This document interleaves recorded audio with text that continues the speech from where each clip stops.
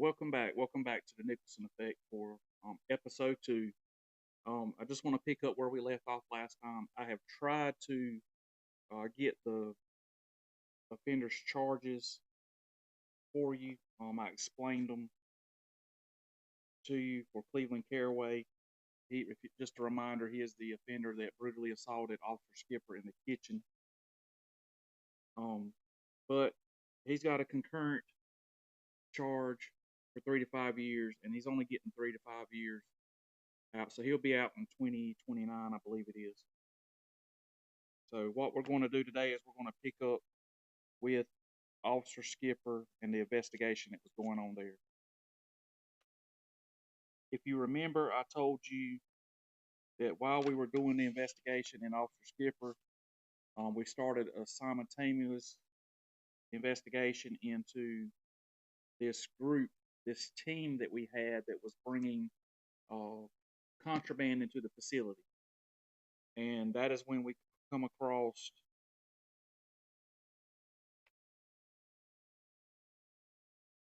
do it or no. Hope, yes. So Hope, she met with excuse me, she met with me and Miss Priest, if you remember me telling you, where she chose to resign. That was on July 28th, just 12 days after Officer Skipper's brutal assault.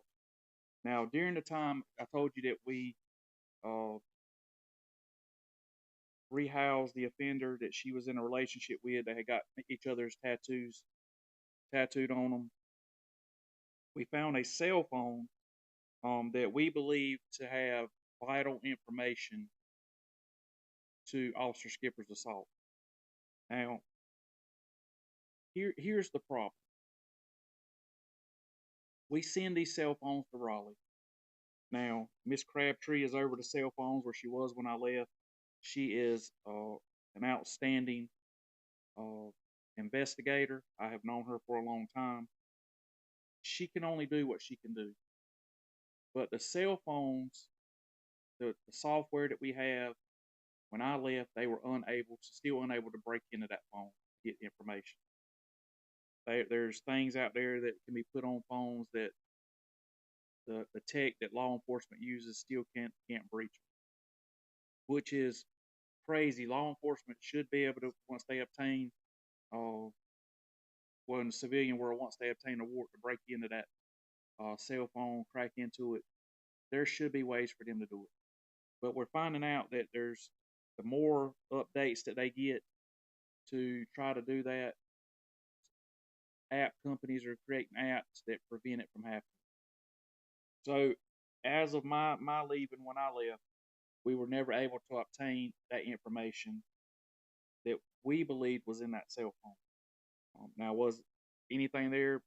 We don't know, but because of who we knew had been using that cell phone, we believed that we were going to be able to find either phone numbers, text messages, anything that would have led us to the actual purpose of the assault and not just the offender's word that the Bloods had made him do it because of a package that he had stolen.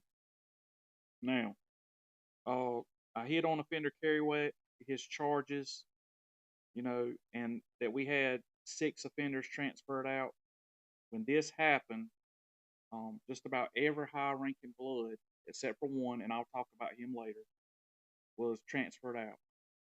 Now, some of these we know, well, I won't say we know,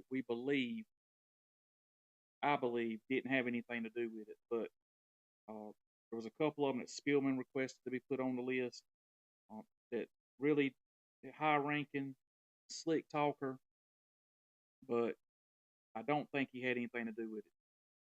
Did he possibly after it know who it was? Yes, because of his rank. And why? Yes, because of his rank. When you're talking different sets and things like that, I don't think he had anything to do with it. So as we move into August, we continued looking into contraband that was coming into the facility. We heard that and we knew we just couldn't catch the officer bringing it in the kitchen. I think I mentioned her last episode. She was very slick. I'll get into her just a little bit further in. I think I mentioned her last episode. I just want to make sure that I'm leaving everything. All right, yeah, I did. Officer Erica Jones. We knew that she was bringing contraband in. She was very hard to catch. She was either placing contraband in a condom and inserting it in her private area, or she would wrap it in cellophane and she would go to the bathroom to remove it and so forth and then distribute it. But she was very hard to catch when she was bringing it in because we didn't know exact days of what she was bringing in. We later, and I'm gonna hit on this now. We later ended up getting her because she was. We found out that she was a known member of the Bloods. She was on her Facebook page, dressed in red, throwing blood hand signs, and this ended up getting put under investigation. And well, I'll get into a little bit more of it. That investigation ended up not going correctly. We think that the investigator really didn't understand gangs and gang hand signs, and it caused a problem with that investigation. But from my understanding, they ended up reopening that investigation. But we'll get on a little bit later. All right, so we get to August 16th, 1 month after Officer Skipper's brutal assault. The investigation is being conducted by the regional intel team, but we still have no update. All right, get through August, finished August out. Excuse me. No update. We transferred the offenders out to the 6 went to Tabor that day. It is called our sister prison. It's right down the road, but a lot bigger. I mentioned it earlier. That's where Captain McCartney worked, who was over the regional intel team. So we started looking into this team, and while we were looking in this team, we come across Officer Jordan and her involvement in bringing contraband into the facility to an offender, William Lambert, who was a Folk GD. I don't think I have his rank, but he was high ranking. She had also entered into a relationship with him. And I'm not saying nothing that the inmates don't know, but because every time they get on the phone, they're told their calls are recorded. So we ended up getting intel that that he was calling her, and she was allowing her daughter to speak to this inmate and have conversations with this inmate. And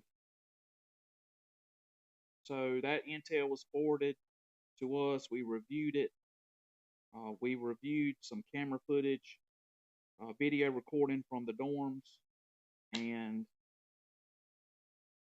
ended up bringing her before me and Miss Priest. In the process of that, we had the K9 at the facility. The K9 alerted on her vehicle, which we suspected that it would due to her contributing to the contraband of the facility. Let's see.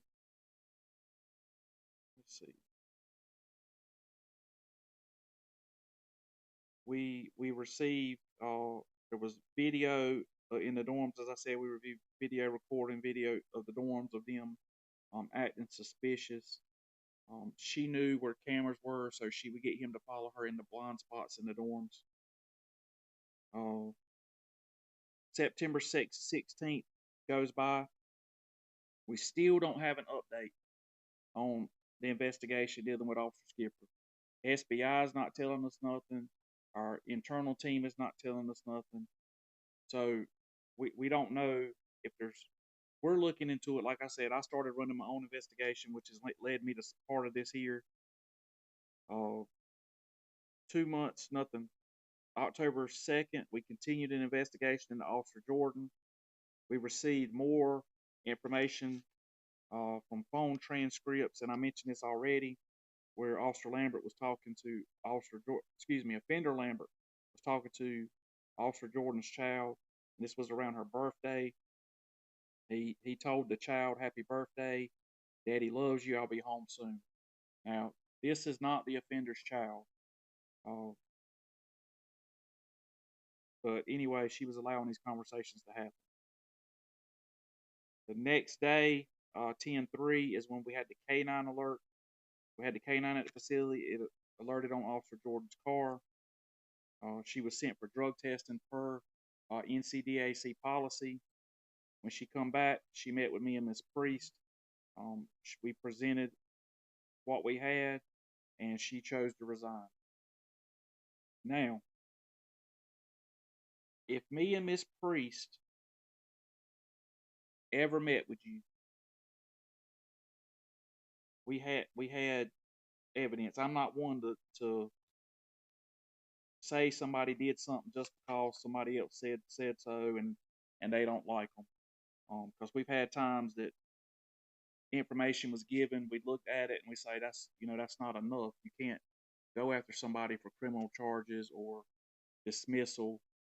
Open an investigation that could lead to dismissal on this just somebody's words. You've got to have something else. So when she come back from drug testing, either she knew she was going to fail the drug test. Um, we had video of her, and she just chose to resign. Now here is where it gets interesting. Officer Jordan had already called her dad, and her stepmother at this time was a lieutenant with the Columbus County Sheriff's Office.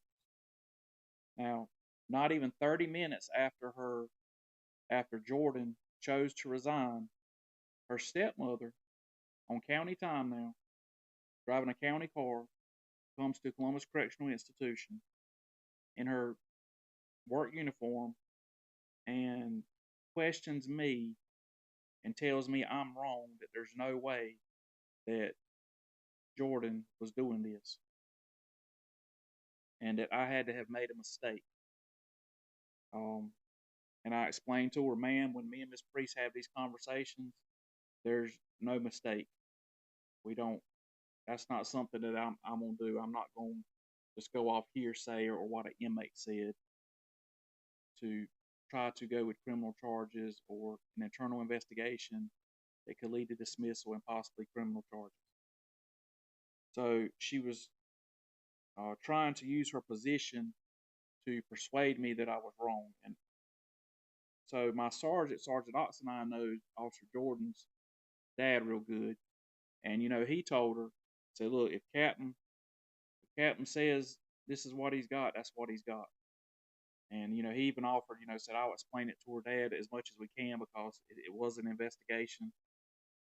But she still said that we were wrong. And I even told her, I said, "Did your grandbaby just have a birthday?" And she said, "Yeah." I said, "Well, the inmate was on the phone telling her happy birthday and saying Daddy will be home." I said, I probably shouldn't even be telling you that." I said, "But because you're telling me I'm wrong, I'm letting you know this."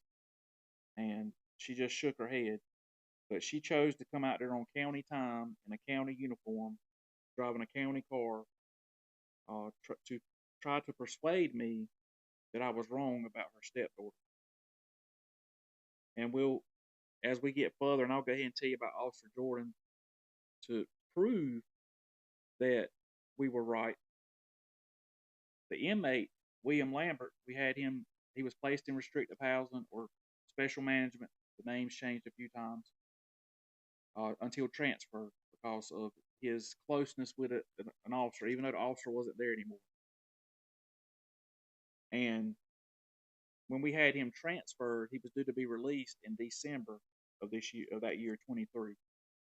When he was released, guess where his release address was and who he was released to? Deidre Jordan. She was his. She picked him up from where he was released, and that her house was his release address. So where her stepmother, who was the lieutenant for the sheriff's office, pretty much said I was lying in October, in December she saw that I was telling the truth. So, but we go on. We're still working this team. So we've got rid of Holt, who was a part of the team.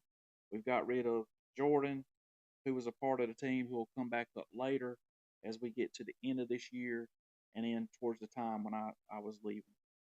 So 10/16, October 16th of 23, we are 3 months in to the investigation and still no answer. You know, the regional team told us, look, the inmate saying the same thing, that he had to um, kill Officer Skipper because he had information. It was believed that Officer Skipper passed on information about the package that come in, and the reason that that inmate had to do it is because he had previously supposedly stolen a package from the Bloods. And so that gets us to October, November. We're 4 months in, and still nothing. Now, I want to hit on the investigation with Officer Skipper, and I mentioned it last time that the inmate only got charged with assault with a deadly weapon, um, with serious injury, and then he got assault on a government employee. Now, at the facility level, I mean, we probably could have reached out to the DA's office, but it wasn't our responsibility. The region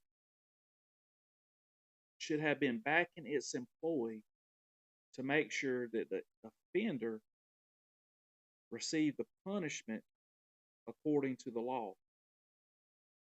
Now, Mr. Stephen Jacobs, who is the regional director, should have been calling the DA's office to find out what charge they were seeking. And when he found out that they were only going to charge with assault with a deadly weapon inflicting serious injury, and he's getting some of his time consecutive and some concurrent, should have found out and not settled for just any old answer of why they were not charging this offender with attempted murder. This offender stood over Officer Skipper, brutally beat him with a lock and a sock. Officer Skipper had to be carried out on a stretcher in an ambulance. Was out of work for a long time. But the regional director could not pick up the phone to find out why this inmate was only being charged with assault with a deadly weapon and why he was not being charged with attempted murder. When the offender stood over the officer and admitted, told him he had to play dead or he would have to kill him. And when he was interviewed, he said the same thing, that his intention when he went in that kitchen was to kill Officer Skipper. But we got a regional director that can't pick up the phone in his office, or more than that, should have been he's got a state car and drove to Columbus County to meet with the DA, not the assistant. He should have been meeting with John David to find out why his office could not appropriately charge an inmate that attempted to kill one of his officers.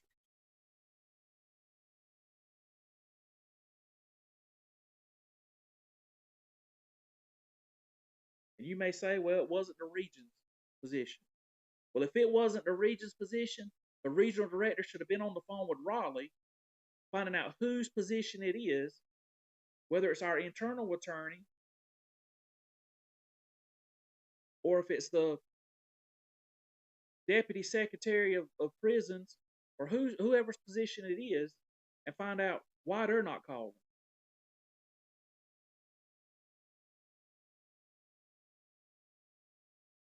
That right there lets you know that the region, and possibly higher because they didn't step in, cares nothing about the staff.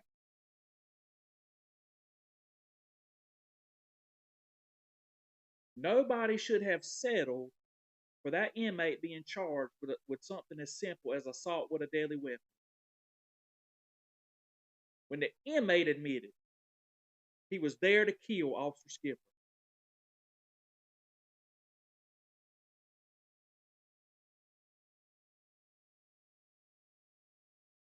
Now, people may feel different about it, but the regional director should have had enough backbone to fight for his officer. If it wasn't his responsibility, he should have been on the phone every day with somebody in Raleigh. But he's responsible for his region, and this incident occurred in his region. He should have been on the phone finding out what's going on. He should have been on the phone finding out the status of the SBI investigation instead of calling us to call the SBI to find out what's going on.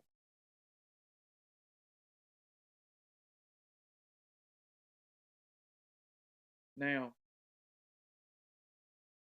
Officer Skipper's back to work, doing better. The Lord blessed him to be able to come back to work. But that offender should have been charged with attempted murder based off his own admission of what he was there to do.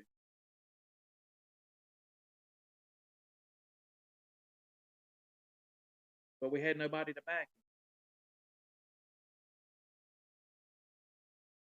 And you'll see later, when I get further into, when we roll over into the new year, actually when we hit December and we roll into the new year, that really,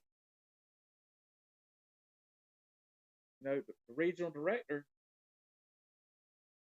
chooses to back certain people. If you've looked at any of my other videos, you'll see what I mean. You got a captain that willingly violated constitutional amendments, constitutional rights.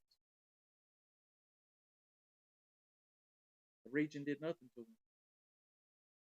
That same captain willfully and recorded violated policy at a funeral, not only putting his partner's life in danger, the inmate's life in danger, and possibly other people's life in danger. Recorded, and it was posted all over Facebook. Nothing done to him.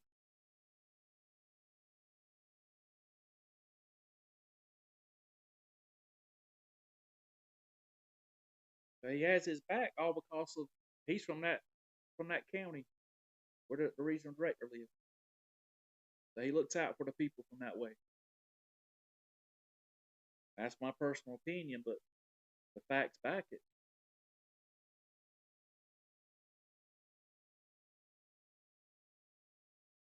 So that's like when I interviewed for associate warden. I know I'm skipping it out of my thing, but when I interviewed for associate warden, the regional director's supposed to be there. Mr. Jacobs couldn't be there. I understand the reason he couldn't be there. Mr. Scarborough showed up. I've known Mr. Scarborough for a long time. Respect him. I get there and they're asking me where my warden is. Where's Miss Priest? Mr. Jacobs didn't tell Miss Priest to be there. So here I am looking crazy because I'm the only one that showed up without my warden. But it goes back to Mr. Jacobs really didn't want me in that position. So I look crazy. Anyway. But we get back to this investigation. So we started working investigation, and we come across, we find out that after Officer Jordan left the facility, she continued her work with the group. Now she was an outside connection that knew how the prison ran. So she was handling getting contraband to different officers that were smuggling it in, the different part of the ring, and they would bring it in. Like I said, we didn't know who was doing what. Well, we knew who was doing it, we just didn't know who was bringing it on what day. So we continue.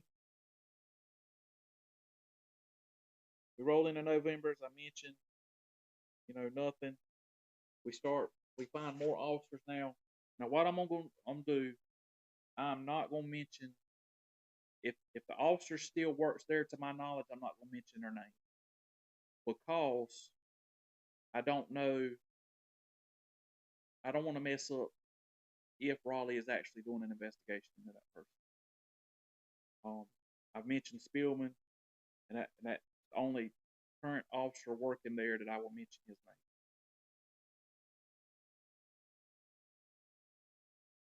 name. Like I said, I was specifically asked about him when I had the call with the representative from the secretary. So even before I've said anything, his name had come up.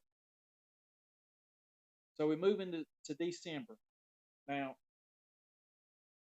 one of my officers that worked for me, SRG officer, Officer Neely, a very good officer, he put together, and I'm not going to show this because it has vital information, but he put together some intel that we had received from different locations. Typed it up for me. He had it all in all different formats where it had been coming in. Typed it up for me. Very neat. Presented it to me, and asked me how we wanted to proceed. I told him to keep monitoring. So they kept monitoring, and I presented this up the chain of command. Now you'll find out later that once William Lambert's released and Jordan picks him up, now you have an officer and a inmate, an offender, because he's on probation. He ain't former, he's still an offender. He's on probation. Now you've got somebody that knows how the prison works from an officer standpoint and an offender standpoint, working together to run contraband, not just into Columbus, but into several prisons. We'll hit on that. But I want to all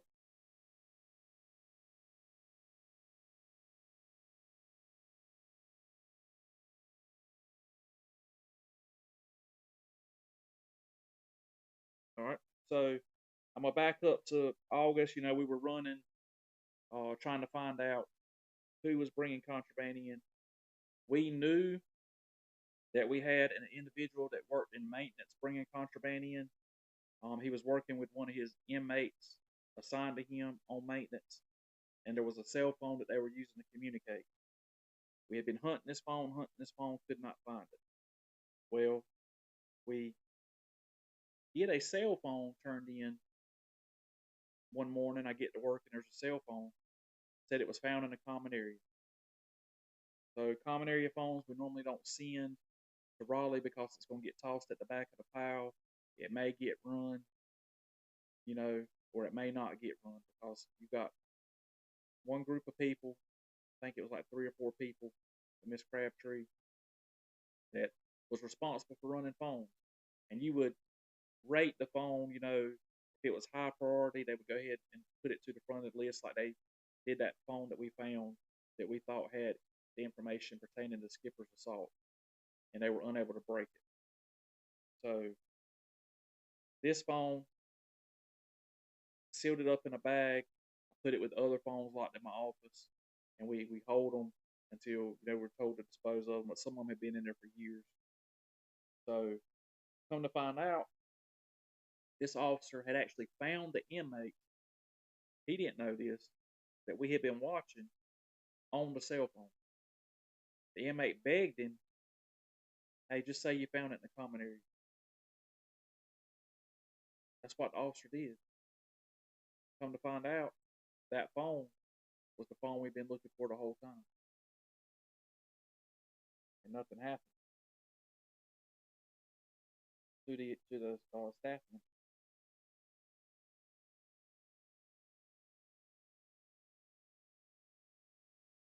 I got a lot of notes, y'all. You'll just have to bear with me. All right, so let's talk about some of the officers. I don't want to hit December yet. December is going to get interesting. Once I hit December, is when we take out a major player in this drug ring, contraband ring. This particular officer was making thousands of dollars running contraband into the prison, Suboxone pads, whatever. But he was a major player, and we ended up catching him. And I'll dig more into him. He was mentioned. Hope, when we got Hope, she mentioned this officer that we needed to be looking at him. She was mad because we had caught her, and she started naming names. I'm gonna name his name when I get there because he's no longer there. Uh, and we'll talk about what happened there. But we start in December. We're crowding down on a few names. Jones is still there. You know, Jones has been under a couple investigations. She had to go to Tabor and work for a little bit because she was under investigation at Columbus, and she couldn't be at Columbus at that particular time. When she come back, uh, that is when she was at Tabor. The investigation we were conducting at Columbus led us, and we found that she was a blood. She was openly showing the stuff on Facebook. So when she had got back to us, that investigation started, and we were on her trail hard, bringing contraband into the kitchen. Like I said, she was uh, putting it in a condom and putting it up her private part there. And you do a pat search, you're not gonna find it. The dog run around. The dog's not really picking up on it. So it was just causing us issues. All right, so I'm gonna start with one of the officers that we know. This officer, he has been on our radar for years. He's very smart. Uh, he doesn't use any technology that we know of to contact the offenders. They do not contact him. Everything is word of mouth while he's at work. That word is passed on by the offender to whoever. And before I left, part of what they took was I had a date and a time for a pickup location. And that there was taken. For some reason, I don't know if this officer has people on the outside that have got information on high ranking staff, but we were not allowed to move on this officer, even though we knew what he was doing. We had to be very careful because every time we would go to move on this officer, he would holler race, that we were only searching him because of his race. And he was always one step ahead of us. But this officer was he was working with Hispanics and the Bloods. You might say, well, that's a big difference. Well, he was working with the Hispanics because they gonna pay. They had their money on the outside. They had been working with him for years. He was working with the Bloods because he wanted to be one. We had very detailed information how he was begging some of the high-ranking Bloods to bring him in. He wanted to be a Blood so bad, but he was always one step ahead of us. When I did my interview with the person from Raleigh that the secretary assigned, uh, this name was also mentioned. So I'm not sure if they're looking into him. But like I said, I'm not going to mention the name that's still there. Because if they are doing an investigation, I don't want to mess it up because it's time that they got these people. Jones ain't there no more. But as I mentioned before, she was mainly dealing with the blood. She worked in the kitchen. She was a food service officer. She had Facebook photos showing gang signs, Facebook photos where she was wearing red while showing gang signs, and she had tattoos on her arm for gang signs. She always wore something to cover up her arms, so to try to hide the tattoos, but they were eventually seen. When she got, now this is, I told you I was going to bring her back up. Now, so when she comes back to Columbus after an investigation at the center of the Tabor, another investigation was open. All right, she got a coaching sheet. Now, coaching sheet for y'all that don't work at the prison that watch this is really nothing. It goes in your permanent file. But she got a coaching sheet for being a gang member. She openly had Facebook photos, her throwing gang signs. She was throwing the Crip Killer sign. She had Facebook photos of her wearing red, throwing blood hand signs. But you get a coaching sheet for being a blood. Now, that didn't add up. So here's somebody we know is running drugs into the facility. It's hard to catch them, but we've caught her for being a gang member. She told on herself by her Facebook photo. But you get a coaching sheet. Should have been a dismissal. But you get a coaching sheet. So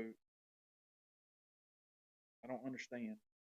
This one, I say her name because she's already gone, and the other one, were like they were untouchable. And I don't understand why. Now, I was told later on during my investigation that they reopened this investigation. Well, let me back up. Mr. Scarborough told me he was going to have this investigation reopened because to him it didn't make sense. Like it didn't make sense to me. Mr. Scarborough's the assistant regional director. So later on, Erica Jones is dismissed in January, I think, January of 24. No, February. Because the incident her happened in January. So sometime in February, March, she's dismissed. All right. This investigation is reopened. Now, the next incident, to my knowledge, is what got her dismissed. But you'll find out in my investigation when I talk about that investigator Norris called me a liar and said she was dismissed for this tattoos and being a gang member. So she was good, but I wasn't a liar because I was told that she was dismissed for the next incident. I don't want to get too far ahead, but so you see how the system is. Non-gang member, it shouldn't have had to be reopened. She should have been dismissed right out the gate. Openly flashing gang signs, wearing gang colors, gang tattoos. She should have been dismissed. All right, so when we start looking in December, I'm gonna stop at December today because December gets interesting because William Lambert is released from prison. Deidre Jordan, the former officer, is his home plan, and a lot of stuff starts happening in December. When I say a lot, from December to February, a lot happened.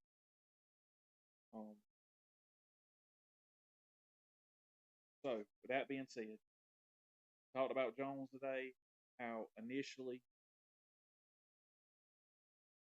she got just a coaching sheet, which is nothing, just a piece of paper that goes in your file. I mean, it's a disciplinary, but really, I mean, it don't prevent you from really doing anything. You're still coming to work. You're still getting paid. You still, check ain't changing. It wasn't no forced time off. But she gets a coaching sheet for being a gang member. We talked about how we were never really told what the investigation revealed on Caraway assault and Skipper. Was the Bloods really involved? Was he just a lone wolf? Or Skipper seen something he wasn't supposed to see?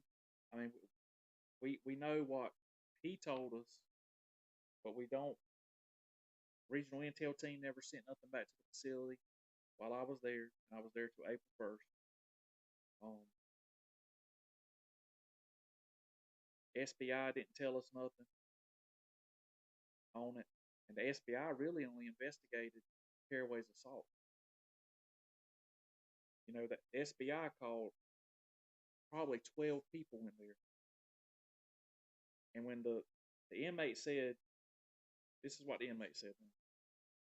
So the inmate, when he said he was assaulted, and I mentioned Porter and Fields, Lieutenant Fields, Officer Porter before, they were put on no inmate contact because the inmate said that they assaulted, which come to find out they didn't. To my knowledge, let me put it that way. To my knowledge, SBI cleared them. Well, inmate also identified Spillman and some other staff, but they weren't put on no inmate contact.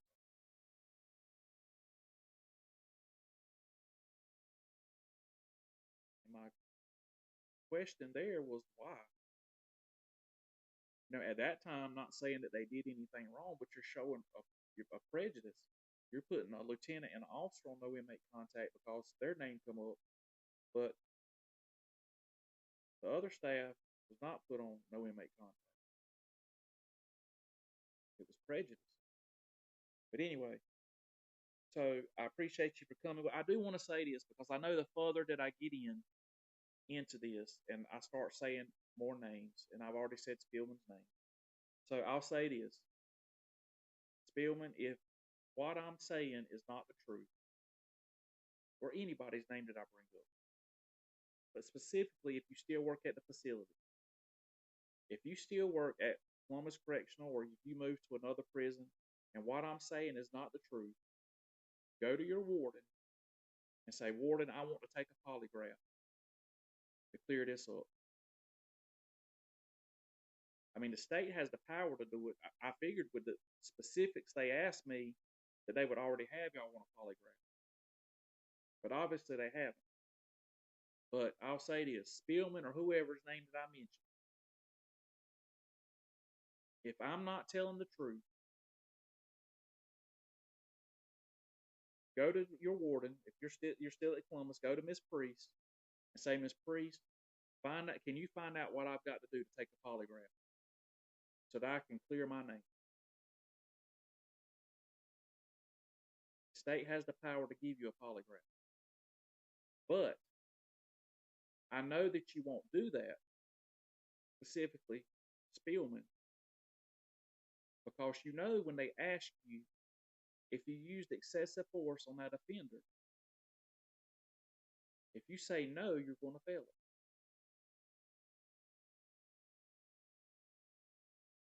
So if I'm wrong, all you got to do is take the polygraph. All the state's got to do is give you a polygraph.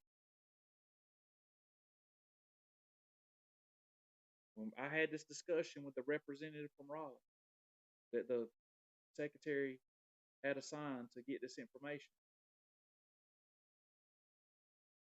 I told her, I said, look, the stuff that was in my book was enough to, on Spillman and a few other, they made sure they took that.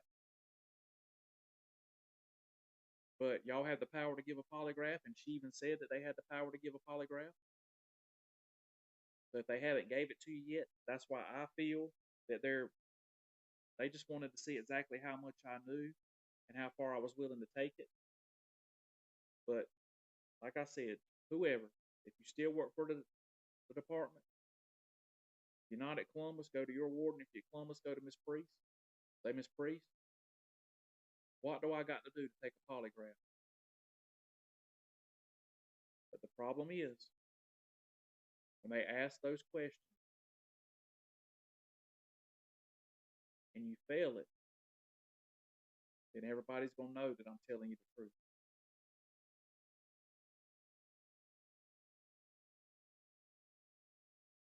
And all I'm doing is telling the truth.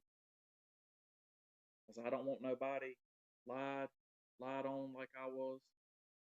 We're going to get into but December will start rolling in.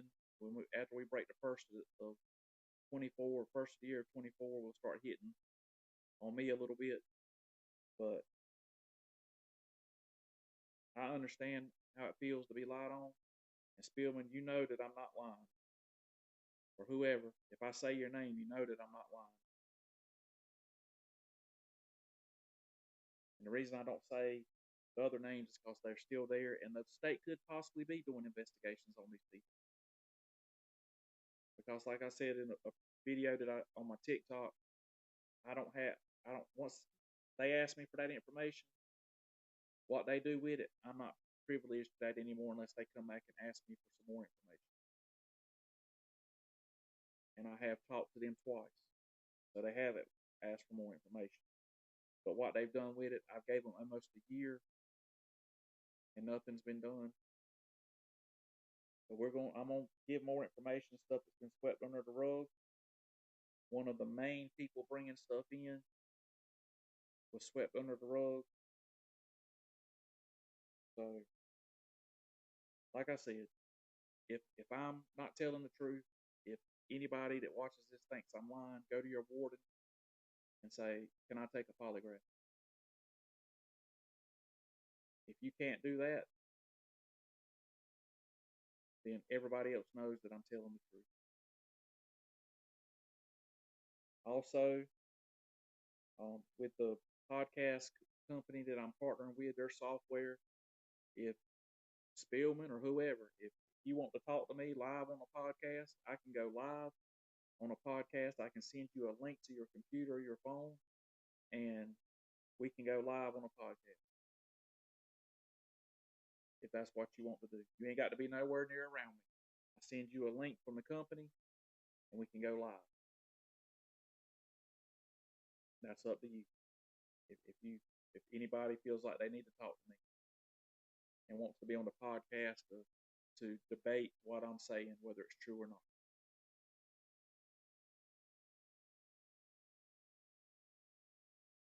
But as always, I thank you for watching. Next episode should come out next week, Lord willing. Some of these, all these that you're seeing now will be pre-recorded. We'll start using a different software later on, where I know the lights and stuff don't look good right now, but it really ain't about the light. It's about me getting the story out there. So as always, may God bless you. I hope that you have a good day. And like I said, if I'm not telling the truth and I've mentioned your name, all you got to do is go to your warden and say, "Hey, what I got to do is take a polygraph." But if you can't do that, then everybody around you should know that I'm telling the truth. And my goal here is I don't want to see anybody without a job, because I know how that feels. But the truth has to be put out there, because so much non-truth has been said about me that for me to put this out there, I would have to put this out there to at least clear some of it up on my name. But as always, may God bless you. I thank you for joining and watching episode 2. Like I said, look for next week for episode 3, and we'll dig into December. Next episode will be totally about the month of December, because December was a busy month, December 2023. But may God bless you, and you have a good day.